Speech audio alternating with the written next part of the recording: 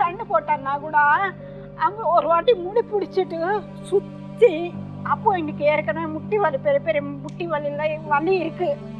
அந்த தேய்ச்சி கூட அவங்க மருந்து வாங்கி கொடுத்தாங்க தெரியும். அக்கத்து பக்கத்தில் தான் பேசி கேட்டுட்டு அவங்களும் முன்னாடி எனக்கு முடி பிடிச்சிட்டு சுற்றி வச்சுட்டு இழுத்துட்டு வீட்டுக்கிட்ட எடுத்துன்னு போயிட்டாங்க மேடம். அது கூட நான் பிள்ளைங்கக்கிட்ட சொல்லலையே மேடம். நாங்கள் ரொம்ப குடும்பம் பொழைச்சிட்டாங்க மேடம். பசங்களுக்காக நான் அவங்க லைஃபுக்காக எல்லாம் ஆயிடுச்சு. உங்கள் பெரிய பையனுக்கு என்ன வயசு? பெரிய பையனுக்கு அவன் கல்யாணம் பண்ணல?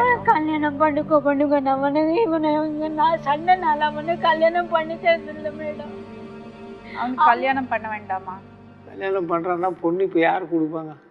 இவங்க அது கூட பார்த்துருக்காங்க. எங்கே அது என்னமோ மாதிரி ஒன்று ஏதோ தனியாக வச்சுருக்காங்க.